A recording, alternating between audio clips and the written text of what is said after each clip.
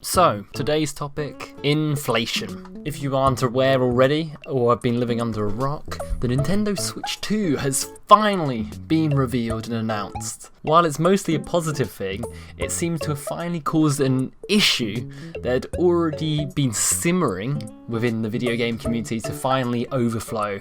So, what happened? Well, the Switch 2 has been revealed after months of hype after it was confirmed by Nintendo, but it appears the original Switch hardware has been updated so a Nintendo console can finally run at 120 FPS and 4K resolution, something that Xbox and PlayStation might have done in about 2016.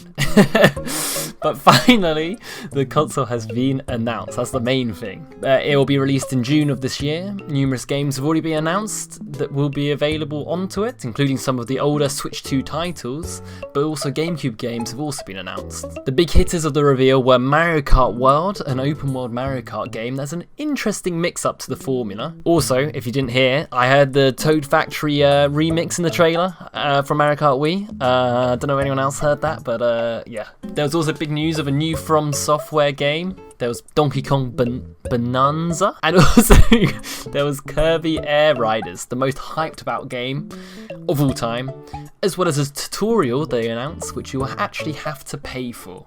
Before talking about the controversial pricing, one more unique thing I find interesting, before talking about the stuff everyone has kind of already talked about, is I want to talk a bit about Pokémon Legends ZA, because it was shown a few weeks before this announcement. It was showing it running on the old Nintendo Switch hardware, I'm guessing. And I think to give Nintendo fans a sliver of hope that Legends ZA might actually run fine, they showed a choppy version in that kind of original Nintendo Switch version. Then suddenly the new version of the game looks really smooth on the Nintendo Switch 2.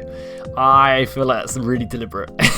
Just saying. So what is this drama announcement that happened? Well, prices have actually gone crazy. Personally, the price of the console around the 400 mark is probably not the most wild thing when you compare it to some of its competitors. Maybe you could argue it's not good compared to the what the other competitors offer, but I think the main issue for the Switch is the games itself. For Donkey Kong Bonanza, you'll be paying $58.99 for the digital version in Great British pounds, by the way, just saying. And just for your information, the only storage that works for this is the Nintendo Switch 2 micro SD express cards, which could cost you a further $49.99 if you're downloading a lot of digital copies of games. Or what you could pay is $66.99 for the physical version of the game. And if you thought that was bad enough, the price jumps further with Mario Kart World, which, yeah,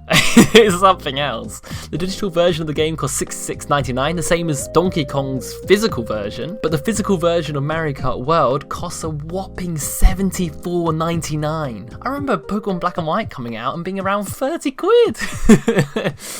They also added a fun fact that for US customers, pre-orders are now being delayed because of tariffs. So I'm very sorry to any US Nintendo fans that are trying to buy that, because that price is only going to go further up. Probably the main reason for the delays and trying to work out this for the US is that Japan has received a 24% tariff. But additionally, China, where the majority of the consoles will be produced, most likely, has received a 34% tariff, and Mexico, who has dodged the tariffs in this latest kind of announcement, but has previously been given them. Don't think it's in anything that will affect this, but Mexico is where all the physical games are primarily produced, I believe. So I'm feeling very sorry for US fans who are going to pay even more for this console and games. Oh yeah, by the way, you also still have to pay for online as well. Forgot that.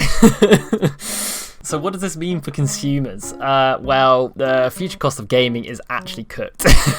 Prices have risen massively, and the issue is that the majority of Nintendo fans will probably still buy it no matter what. I don't think the costs are going to deter a lot of fans, even with a lot of them protesting and kind of being a bit vocal against it. But the other issue is this will show other companies as well that these prices could easily become the new norm, and inflation will be booming within gaming, I fear. Maybe what we should call this moment is Mario inflation. inflation, maybe. That's what we'd dub this event. So yeah, look out for massive inflation within the video game industry. Yippee!